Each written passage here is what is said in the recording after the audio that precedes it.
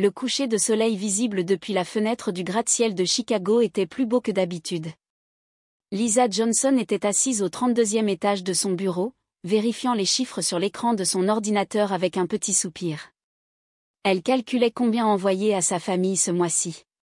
Vérifiant la date sur son smartphone, 1er décembre, 24 jours avant Noël. Travaillant tard encore une voix vint derrière elle. Se retournant, elle vit sa collègue Jennifer debout là, berçant une tasse de café dans les deux mains. Dehors, par la fenêtre, la neige avait commencé à tomber, les lumières du bureau se reflétant sur les flocons de neige, les faisant scintiller. Oui, juste un petit peu, répondit Lisa avec un sourire. Ce mois-ci est spécial, alors je veux envoyer un peu plus. Jennifer s'assit sur la chaise à côté de Lisa et jeta un coup d'œil à son écran. Une page de virement bancaire était ouverte. Le bénéficiaire était Margaret Johnson, la mère de Lisa. Le champ montant indiquait 1500 $. Tout ça encore ? La voix de Jennifer portait une pointe d'inquiétude. Tu gardes quelque chose pour toi ? Lisa haussa les épaules. Je vais bien. Mes dépenses de vie ne sont pas si élevées. Ce n'était pas un mensonge, un modeste studio dans la banlieue de Chicago, un supermarché bon marché à distance de marche, n'achetant que le strict minimum de vêtements. Toute la vie de Lisa était structurée pour maximiser ce qu'elle pouvait envoyer à sa famille. Tu rentres chez toi pour Noël, n'est-ce pas ? Ce sera agréable, dit Jennifer. Le visage de Lisa s'illumina. Oui, ça fait 3 ans. J'étais trop occupée pour rentrer les 2 dernières années. En réalité, elle avait utilisé l'excuse de l'activité, mais la vérité était qu'elle ne pouvait pas se permettre le voyage de retour. Son salaire d'analyste de données dans une entreprise informatique n'était pas mauvais, mais après les envois mensuels à sa mère Margaret et à sa sœur Emily, il ne restait presque plus rien pour ses propres économies. C'est merveilleux. Je ne vois mes parents à la campagne qu'une fois par an, mais ce temps passé à la maison est toujours spécial.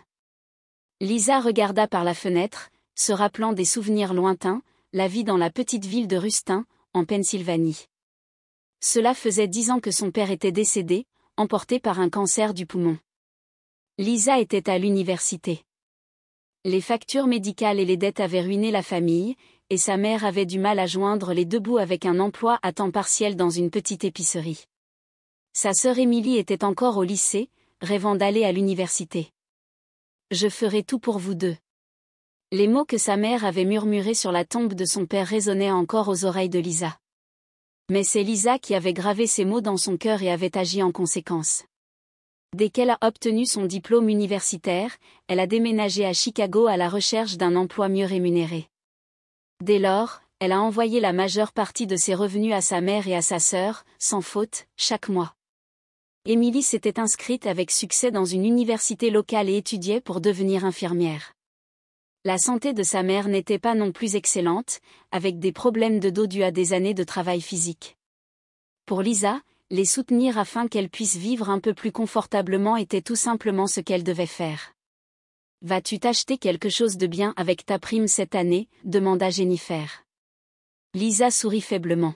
« Eh bien, j'y penserai. » En vérité, elle avait prévu d'envoyer la majeure partie de sa prime à sa famille en guise de cadeau de Noël. Sa récompense personnelle était le voyage de retour après 3 ans. Après avoir appuyé sur le bouton de transfert, un son de confirmation retentit depuis l'application bancaire. L'envoi de décembre était terminé. De plus, elle avait envoyé 500 $ supplémentaires en prime de Noël. Ce serait-il suffisant pour le nouveau manteau qu'Emily voulait et les bottes chaudes pour sa mère ? Lisa sourit à cette pensée. On va prendre un dîner sur le chemin du retour ? Un nouveau restaurant thaïlandais vient d'ouvrir, invita Jennifer. Désolée, je vais passer aujourd'hui. Mes vacances de Noël commencent demain, alors je dois me préparer. La vérité était qu'elle voulait économiser sur les sorties au restaurant. De retour dans son appartement, il restait des lasagnes au congélateur. Cela suffirait. Avant de quitter le bureau, Lisa sortit son smartphone et ouvrit le chat de groupe familial. Mes vacances commencent demain. J'arriverai comme prévu dans l'après-midi du 23. J'ai hâte de vous voir toutes les deux, tapota-t-elle et envoya le message. Marchant dans les rues enneigées de Chicago, Lisa imagina son retour au pays, chant de Noël à l'église locale, le parfum de la tarte aux pommes de sa mère, visionnage de marathons de films de Noël avec Emily. Le simple fait d'y penser la réchauffait. De retour dans son appartement, Lisa sortit une petite valise cabine et n'y rangea que l'essentiel. Les cadeaux avaient déjà été expédiés. Dans un coin de la pièce se trouvait un petit sapin de Noël en plastique orné d'ornements bon marché. Pendant qu'elle était sous la douche, son smartphone sonna, probablement Emily qui répondait. Séchant ses cheveux avec une serviette, Lisa prit son téléphone et ouvrit le chat de groupe. Au moment où elle vit l'écran, sa main se figea. Message de sa mère, ne rentre pas cette année. Et immédiatement après, un message d'Emily, on a encore besoin d'argent. Continue de travailler. Lisa serra son smartphone, sentant soudainement les larmes couler sur ses joues. Lisa vérifia plusieurs fois l'écran de son smartphone, nourrissant un faible espoir que les mots pourraient disparaître. Mais le message froid persistait. Il devait y avoir une erreur. Des doigts tremblants, elle composa le numéro de sa mère. Après 3 sonneries, elle entendit la voix de sa mère. La voix de Margaret manquait de sa chaleur habituelle. « Maman, qu'est-ce qui se passe ? J'ai lu les messages. » Mais la voix de Lisa tremblait, au bord des larmes. De l'autre côté, Margaret soupira. « C'est comme je l'ai dit. Ne rentre pas cette année. Les frais de scolarité d'Emily coûtent plus cher que prévu, et mon traitement du dos. Si tu continues à gagner de l'argent en ville, ce serait mieux pour tout le monde. Mais mes vacances ont déjà été approuvées. J'ai réservé des billets. Tu peux les annuler, non ? » La voix de sa mère était froide. La famille n'est-elle pas plus importante que le travail ? Ces mots poignardèrent le cœur de Lisa. Oui, la famille était tout. C'est pourquoi elle envoyait la majeure partie de son salaire chaque mois, réduisant ses propres dépenses. C'est pourquoi elle avait hâte de rentrer chez elle après 3 ans. « Puis-je parler à Emily ?» demanda Lisa d'une petite voix. Elle est sortie en ce moment. À une fête de Noël avec des amis. La conversation avec sa mère ne continua pas plus loin. Quoi que Lisa dise, sa mère disait qu'elle était occupée maintenant et raccrocha. Seul le bruit de la neige qui tapotait contre la fenêtre résonnait dans l'appartement silencieux. Lisa s'assit sur le canapé, serrant ses genoux. Que s'était-il passé ? Pourquoi sa famille était-elle soudainement devenue si froide ? Tard dans la nuit, Lisa envoya un message à sa sœur Emily. « Qu'est-ce qui se passe ? S'il y a quelque chose qui te préoccupe, parle-moi. » La réponse arriva le lendemain matin. Simple et direct, tout va bien. On a juste besoin d'argent en ce moment. Tu comprends, n'est-ce pas ? Elle ne comprenait pas du tout. Lisa appela son entreprise pour demander un report de ses vacances. Les RH furent compréhensives, et elle pourrait travailler jusqu'après le Nouvel An. Le taux de rémunération serait doublé pour la période de Noël. Si l'argent était ce dont sa mère et sa sœur avaient besoin, comme elle l'avait dit, elle n'avait d'autre choix que de le gagner. Cet après-midi-là, sur le chemin du bureau, Lisa appela Jennifer. Elle ne pouvait pas tout lui dire, mais elle avait besoin de parler à quelqu'un avant que son cœur n'explose. « Ta famille a refusé de te laisser rendre visite ? Tu plaisantes ? » La voix de Jennifer était mêlée de colère. « Je sais combien tu leur envoies chaque mois. Et ils disent qu'ils ont besoin de plus d'argent. C'est étrange, n'est-ce pas ? » dit Lisa doucement. « Étrange ? C'est plus que ça, Lisa. Tu as sacrifié ta propre vie pour subvenir aux besoins de ta famille. Pas de nouveaux vêtements, pas de vacances, pas même de rencontres. Tout pour ta famille. Et pourtant, ils doivent vraiment avoir des difficultés. » Lisa hésita. Les frais de scolarité d'Emily ont peut-être augmenté. Jennifer resta silencieuse un instant. « Crois-tu vraiment ça ? » Lisa ne put répondre. Au fond d'elle, elle sentait que quelque chose n'allait pas.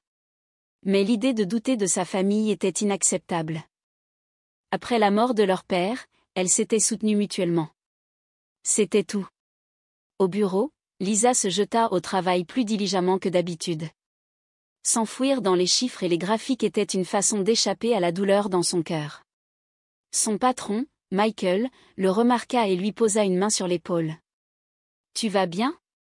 Tu ne prends pas de vacances de Noël? Mes projets ont changé, répondit Lisa.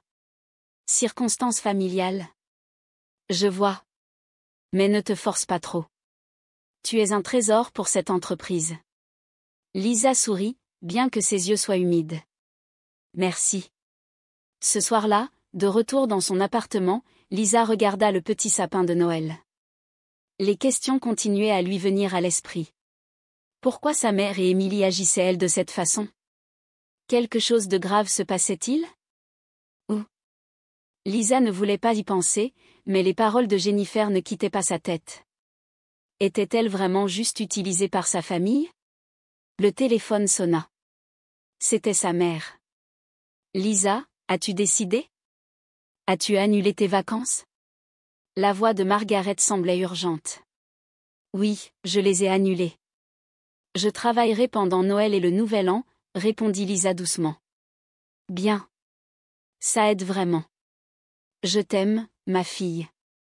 Je t'aime aussi, répondit Lisa automatiquement. Après avoir raccroché, un sentiment de vide s'est répandu en elle. Jamais le mot « amour » ne s'était senti si creux. Le lendemain, Lisa ouvrit sa banque en ligne et transféra 1 000 $ supplémentaires sur le compte de sa mère. Avec la note « cadeau de Noël ». J'espère que ça aidera un peu, murmura-t-elle doucement. Lorsque la notification de confirmation du transfert apparut, une larme coula sur la joue de Lisa. Elle voulait croire en sa famille. Elle voulait croire que c'était juste une difficulté temporaire.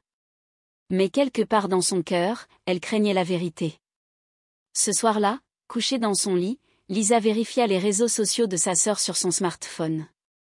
Si Émilie avait récemment publié quelque chose, il pourrait y avoir des indices. Et au moment où elle vit le dernier message affiché à l'écran, le cœur de Lisa se figea. Sur la page de réseaux sociaux d'Émilie, il y avait une photo dans un restaurant haut de gamme. Sur la table, il y avait un plateau de fruits de mer extravagants, des coupes de champagne et ce qui a attiré l'attention de Lisa, un sac à main couleur crème visible au bord de la table. Il provenait d'une marque célèbre et coûterait au moins 2 000 $. La date de publication était le lendemain du dernier envoi de Lisa. Des doigts tremblants, Lisa fit défiler l'écran. D'autres photos apparurent, les unes après les autres, nouvelles bottes, cocktails, week-end au spa, toutes publiées au cours des derniers mois. Les frais de scolarité de l'école d'infirmière. Murmura Lisa. Émilie avait-elle menti au sujet du besoin d'argent pour les frais de scolarité de l'école d'infirmière? Elle retourna aux publications plus anciennes. Il y a 6 mois, Émilie avait publié qu'elle faisait une pause dans ses études pour se trouver elle-même, en voyage. La photo montrait une valise et des billets d'avion. Troublée, Lisa vérifia également les photos où Émilie était taguée. Elle y découvrit des publications de sa mère, Margaret. Rassemblant son courage, elle ouvrit la page de sa mère et ce qu'elle trouva était étonnant, nouveaux appareils électroménagers de cuisine. Enfin terminé la rénovation tant attendue, publiée il y a 3 mois. Soins dans un spa de luxe. Je le mérite aussi, disait le commentaire. Une nouvelle voiture. Elle est petite, mais juste ce qu'il me faut, d'une publication de l'année dernière, où une petite voiture était un modèle beaucoup plus luxueux que celle que Lisa conduisait actuellement. Toutes les publications étaient concentrées juste après les transferts d'argent de Lisa. Le petit sapin de Noël dans le coin de la pièce semblait maintenant amèrement ironique. Lisa posa son smartphone et regarda par la fenêtre. La vue nocturne de Chicago était froidement belle, aussi gelée que son cœur. 3 ans. 3 ans de vie frugale, sacrifiant ses propres rêves, consacrant tout à sa famille. Pendant ce temps, sa mère et Émilie avaient vécu luxueusement grâce à son argent. Lisa réalisa qu'elle avait été une complète idiote. Le lendemain matin, Lisa marcha au bureau à grands pas. Normalement prudente quant à ses dépenses dans les cafés, elle commanda aujourd'hui un latte coûteux sans hésitation. J'ai besoin de quelque chose pour moi aussi, pensa-t-elle amèrement. Lorsqu'elle arriva au bureau, Michael l'arrêta. Lisa, 1 minute. Il la conduisit dans une salle de réunion. Deborah DRH et Robert Curtis, le PDG de l'entreprise, étaient assis là. Le cœur de Lisa fit un bond. Allait-elle être licenciée juste avant Noël? Ne t'inquiète pas, sourit Michael. Ce sont de bonnes nouvelles, Lisa. Le PDG dit, votre leadership de l'équipe d'analyse de données a été exceptionnel. Au cours des 3 derniers mois, vos projets ont généré des profits importants pour l'entreprise. Nous avons décidé de vous promouvoir au poste de directrice adjointe. Votre salaire sera triplé par rapport à ce qu'il est actuellement. Lisa était sans voix. Triplé, oui. Plus les primes annuelles, dit Déborah. À compter de janvier. Tu l'as amplement mérité. Michael lui tapa l'épaule. Félicitations. De retour à son bureau, Jennifer la bombarda de questions. Lisa partagea la nouvelle et son amie poussa un cri de joie. Cependant, derrière son sourire, le cœur de Lisa prenait une décision. On doit fêter ça, dit Jennifer. On va boire un verre ce soir. Désolée, j'ai quelque chose d'important à faire ce soir. Jennifer la regarda avec inquiétude. Des trucs de famille? Lisa hocha la tête. Il y a une dernière chose que je dois faire. Ce soir-là, de retour dans son appartement, Lisa démarra son ordinateur de bureau. La webcam capta son visage fatigué. Prenant une grande inspiration, elle appuya sur le bouton d'enregistrement. « Bonjour maman, Émilie », commença-t-elle calmement. « Si vous regardez ceci, cela signifie que vous avez réalisé que je n'allais plus faire ce que vous dites. » Lisa fit une courte pause. « Il y a 3 ans, après la mort de papa, nous avons promis de nous soutenir mutuellement. Pour tenir cette promesse, je suis venue à Chicago et j'ai continué à envoyer la plupart de mon salaire chaque mois. Je n'ai presque rien gardé pour moi, mais je pensais que c'était naturel, parce que c'était pour la famille. » Elle afficha des captures d'écran des publications sur les réseaux sociaux d'Émilie et de sa mère à l'écran. « Ce sont des choses que vous avez achetées avec l'argent que je vous ai envoyé, n'est-ce pas, Émilie? Je sais que tu n'es pas à l'école d'infirmière. Tu as fait une pause il y a 6 mois. Maman, je me demande si ton traitement du dos était vraiment nécessaire. » La voix de Lisa tremblait, mais elle était pleine de détermination. « J'étais juste un guichet automatique pour vous deux, pas un vrai membre de la famille. » Elle rit doucement. « En fait, j'ai eu de bonnes nouvelles aujourd'hui. J'ai été promue. Mon salaire sera triplé par rapport à ce qu'il est actuellement. Mais je n'ai pas l'intention de vivre frugalement et de vous envoyer tout comme avant. C'est fini. » Lisa prit une grande inspiration et continua.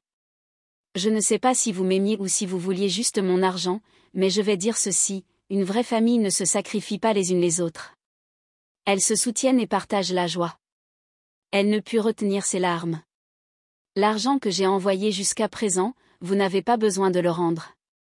C'était la preuve de mon amour. Mais à partir de maintenant, les choses seront différentes. Je vais vivre ma propre vie. Vous vivez la vôtre. » Finalement, elle sourit. « Si vous m'aimez vraiment, ne parlez pas d'argent. Dites simplement que vous voulez me voir comme une vraie famille. » Lisa termina l'enregistrement et édita la vidéo. Le titre était « À ma vraie famille ».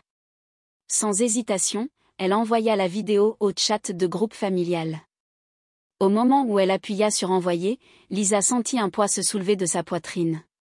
Le fardeau de 3 ans de mensonges et de sacrifices disparut. Elle se coucha sur son lit d'appartement, regardant le plafond. Des larmes silencieuses coulaient sur ses joues. Un sentiment de libération et de perte la submergea simultanément. 5 minutes plus tard, son téléphone commença à sonner. C'était sa mère. Lisa ne répondit pas. Bientôt, Émilie appela aussi. Elle ignora cela aussi. Les messages textes commencèrent à affluer. Lisa, ce n'est pas vrai. Laisse-moi t'expliquer. S'il te plaît, réponds au téléphone. Lisa mit son téléphone en mode silencieux et alla à sa penderie. Il y avait une petite valise. Elle était sur le point de prendre de vraies vacances. Jennifer l'avait invitée dans son chalet. Ses premières vacances pour elle-même. Le téléphone continua de sonner. L'écran du smartphone de Lisa affichait des dizaines d'appels manqués et de messages de sa mère et de sa sœur. Le chalet enneigé de Jennifer se trouvait dans les bois du Wisconsin. La vue depuis la fenêtre ressemblait à une carte postale, et Lisa, tenant une tasse de chocolat chaud, était assise devant la cheminée, se sentant vraiment en paix pour la première fois. Comment tu te sens? Jennifer s'assit à côté de Lisa. À côté d'elle se trouvait son fiancé, Jason. Étrangement libérée, Lisa répondit doucement, mais toujours triste. Bien sûr. Jennifer serra la main de son amie. On dirait que tu as perdu ta famille. Pendant 3 jours, Lisa n'avait pas vérifié son téléphone. Elle ne voulait pas le savoir. Mais elle savait aussi qu'elle devrait finalement faire face à la réalité. Tu veux regarder? Demanda gentiment Jason. Quoi qu'il arrive, on est là pour toi.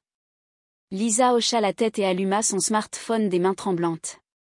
Au moment où l'écran s'alluma, les notifications affluèrent comme un raz-de-marée. Plus d'une centaine d'appels manqués, d'innombrables messages textes, plus de 20 messages vocaux. C'est beaucoup. Lisa ouvrit le message le plus récent. C'était de sa mère. Lisa, s'il te plaît, écoute-moi. On t'aime. Rentre tout de suite à la maison. On va tout expliquer. Les messages d'Emily étaient similaires, des mots demandant pardon et des explications. Mais aucun d'eux ne commençait par « ce n'est pas une question d'argent ». Ils avaient ignoré les derniers mots de son message vidéo. Comme je le pensais, sourit amèrement Lisa. Jason lui posa une main sur l'épaule. Si tu as besoin de plus de temps, tu peux rester ici plus longtemps. Mon père et ma mère seront heureux de t'avoir. Les parents de Jason, Martha et George, avaient accueilli Lisa chaleureusement. Malgré le fait qu'ils la rencontraient pour la première fois, ils l'ont traitée comme une membre de la famille qu'ils connaissaient depuis des années. Il n'y avait pas une once d'attente de quoi que ce soit en retour dans leur attitude. Merci, sourit Lisa. Mais je dois faire face à ça un jour ou l'autre pour aller de l'avant. La veille de Noël, Lisa a apprécié un repas chaud avec la famille de Jason, dinde rôtie maison, casserole et tarte aux pommes spéciales de Martha. Entourée de rires et de gentillesses familiaux, Lisa sentit ce que signifiait être une vraie famille pour la première fois depuis longtemps. Cependant, ce moment paisible ne dura pas longtemps. Le smartphone de Lisa sonna et l'écran afficha le nom de son gérant d'appartement. Bonjour, Madame Johnson. Je suis désolée. Il y a 2 femmes qui se tiennent devant votre appartement. Elles disent qu'elles sont votre mère et votre sœur. Elles semblent assez désemparées. Le cœur de Lisa fit un bond. Merci, Bill. Je serai de retour demain. Pourriez-vous leur dire que... Après avoir raccroché, tout le monde dans la pièce la regarda. Ma mère et ma sœur sont dans mon appartement, expliqua Lisa. Nous respectons ta décision, dit George. Mais avec les problèmes familiaux, il est souvent préférable de les résoudre plus tôt que tard. Martha hocha la tête. Tu peux rester ici jusqu'à ce que ton cœur guérisse, mais si cela reste non résolu, cela continuera à te hanter. Le lendemain matin, Lisa retourna à Chicago dans la voiture de Jason. Jennifer est venue avec elle. Je ne te laisserai pas seule, dit-elle. Lorsqu'elles arrivèrent à l'appartement, Lisa vit 2 silhouettes assises sur un banc près de l'entrée, Margaret et Emily. Dans la neige, elles étaient assises, enveloppées de manteaux, ayant l'air fatiguées. Lorsqu'elles virent Lisa, elles sautèrent toutes les 2 sur leurs pieds. Lisa, s'écria sa mère. Il y avait un réel soulagement dans sa voix. Entrons, dit Lisa calmement, essayant de ne pas montrer d'émotion. L'appartement était froid. Pendant que Lisa allumait le chauffage et préparait du café, les 4 restèrent assises dans un lourd silence. Jennifer s'assit à côté de Lisa, lui prenant le bras en signe de soutien. Expliquez, dit finalement Lisa. Pourquoi m'avez-vous traité comme un guichet automatique? Margaret et Emily échangèrent des regards. Pour la première fois, Lisa vit une véritable honte et des regrets sur leur visage. Ce n'était pas comme ça au début, commença Margaret. L'argent que tu as envoyé était vraiment nécessaire pour les frais de scolarité d'Emily. Mais j'ai commencé à aller à des fêtes. Emily a pris le dessus. Mes amies portaient toutes de beaux vêtements, allaient dans des restaurants chics. Je voulais m'intégrer, alors j'ai commencé à utiliser de l'argent qui aurait dû être gardé pour les frais de scolarité. Donc, tu as abandonné l'école? La voix de Lisa était tendue. Emily hocha la tête. J'étais stupide. Mais une fois que j'ai commencé, je n'ai pas pu m'arrêter. Pareil pour moi, dit Margaret. La première fois que j'ai acheté quelque chose de luxueux avec ton argent, je me suis sentie coupable. Mais j'ai pensé que j'avais besoin de quelque chose de bien aussi, et puis ça a juste dégénéré. Pourquoi m'avez-vous menti? La voix de Lisa tremblait. Pourquoi m'avez-vous dit de ne pas rentrer à la maison pour Noël? Parce qu'on pensait que tout serait exposé si tu venais. Margaret baissa le visage. La maison est pleine de choses qu'on a achetées avec ton argent. Le placard d'Emily est plein de vêtements de créateurs. Ma nouvelle voiture. C'est lâche, dit Lisa doucement. Avez-vous déjà pensé à la difficulté de mon travail chaque mois? Un lourd silence tomba sur la pièce. Lisa, dit Margaret en larmes. Je ne demande pas pardon, mais j'ai calculé tout l'argent que tu as envoyé. Je vais te le rembourser. Lisa rit froidement. 3 ans de travail? Combien est-ce? 87 523, répondit immédiatement Emily. Lisa fut surprise par le chiffre exact. Elles avaient vraiment calculé. On prévoit de vendre notre maison, continua Margaret.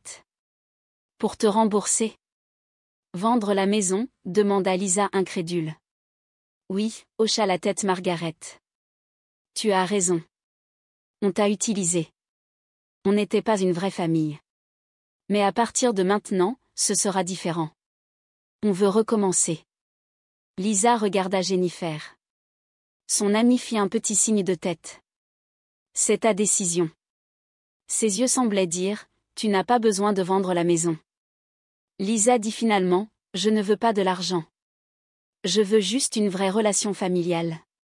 Emily se mit à pleurer. J'ai trouvé un emploi. Je prévois de retourner à l'école. Je vais gagner mon propre argent.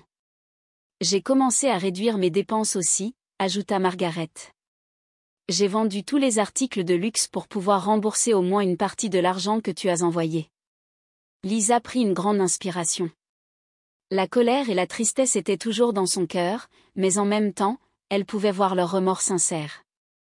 Recommencer ne sera pas facile, dit Lisa doucement. La confiance, une fois brisée, prend du temps à se reconstruire. On a le temps, répondit Margaret. Si tu nous pardonnes. Lisa regarda par la fenêtre. La neige continuait de tomber tranquillement. Les lumières de Chicago se reflétaient sur les flocons de neige, ressemblant à de petites balises d'espoir. Je ne peux pas répondre maintenant, dit honnêtement Lisa. J'ai besoin de temps pour réfléchir. Margaret et Emily hochèrent la tête. La déception se montra sur leurs visages, mais il y avait aussi de la compréhension. On te donnera tout le temps dont tu as besoin, dit Margaret en se levant. Souviens-toi juste que tu es notre fille et notre sœur. On t'aime, pas ton argent. Après leur départ, le silence revint dans l'appartement. Jennifer s'assit à côté de Lisa, lui tenant la main silencieusement. Que vas-tu faire maintenant? Lisa sourit. Honnêtement, je ne sais pas, mais pour la première fois, je vais décider par moi-même. Elle se leva et alla au petit sapin de Noël. Elle y plaça un petit cadeau. C'était de Jason. Demain, je vais passer Noël avec la famille de Jason. Et après ça, j'y arriverai pas à pas, un jour d'avril, alors que la lumière du soleil printanier illuminait vivement les rues de Chicago, Lisa regardait par la grande fenêtre de son bureau. Depuis son nouveau bureau, en tant que directrice adjointe, elle pouvait voir les eaux bleues scintillantes du lac Michigan. Pensant, se retournant, elle vit Jason sourire. Ils sortaient ensemble depuis 3 mois. Après l'incident de Noël, leur relation s'était naturellement approfondie. Je lisais une lettre de maman, dit Lisa en montrant une enveloppe sur son bureau. Des lettres pour Margaret arrivaient toutes les 2 semaines. Au début, elles étaient de courtes excuses, mais progressivement, elle commença à écrire sur sa propre vie et ses pensées. Emily avait commencé à travailler dans un petit café local et prévoyait de retourner à l'école d'infirmière à l'automne. « Comment ça va ?» demanda Jason. « Toujours compliqué », répondit honnêtement Lisa. « Mais j'ai l'impression que ça s'améliore petit à petit. » Après Noël, Lisa avait fixé des conditions strictes à sa mère et à sa sœur pour qu'elles soient indépendantes et surtout honnêtes. Elle les contactait et leur parlait encore de temps en temps, mais le soutien financier du passé avait disparu. C'était mieux pour tout le monde. Maman et Emily viennent à Chicago ce week-end, dit Lisa. Juste une courte visite, mais je pense que c'est bien de commencer lentement. Jason lui prit la main. Je suis fière de ta décision. Après le déjeuner, Lisa rencontra Jennifer dans un café pour discuter des préparatifs du mariage. Lorsque Jason avait fait sa demande il y a 3 semaines, lors d'un dîner le long de la rivière Chicago, Lisa avait répondu oui sans hésitation. « As-tu choisi ta robe de mariée ?» demanda Jennifer avec enthousiasme. « Pas encore, » sourit Lisa. « Mais j'aimerais quelque chose de simple. » Elle n'évitait plus le luxe, mais il était planifié et significatif. Elle en était venue à connaître sa propre valeur et à choisir ce dont elle avait vraiment besoin. « Vas-tu demander à ta maman d'être ta demoiselle d'honneur ?» Lisa réfléchit un instant. « Je ne sais pas encore, mais je vais les inviter. » Il faudrait du temps pour réparer complètement sa relation avec son ancienne famille. Mais Lisa vivait maintenant sa vie à ses propres conditions. Son cœur était plus léger qu'avant, et elle souriait plus souvent. Ce soir-là, Lisa a dîné avec la famille de Jason. Martha et George l'ont accueillie comme une vraie fille et ont proposé de l'aider pour les préparatifs du mariage. « Ne t'inquiète pas pour l'argent, » dit George. « C'est le mariage de notre fille après tout. » À ces mots, les larmes montèrent aux yeux de Lisa. C'est ce qu'était une vraie famille, une relation liée par un amour inconditionnel, pas par l'argent. En même temps, dans la petite ville de Rustin, Margaret et Emily prenaient un dîner modeste. Sur la table se trouvait l'invitation au mariage de Lisa. « Elle va vraiment être heureuse, » dit Margaret doucement. « On doit changer aussi, » répondit Emily avec une expression sérieuse. Un long chemin les attendait. Mais l'action courageuse de Lisa avait apporté un nouveau départ pour elles toutes. La vue nocturne de Chicago depuis le balcon de l'appartement de Lisa brillait plus que jamais. Dans les bras de Jason, elle sentit pour la première fois qu'elle était vraiment rentrée à la maison. Elle n'était plus une victime. Elle était devenue une femme forte vivant sa propre vie. Et c'était le plus beau cadeau de tous.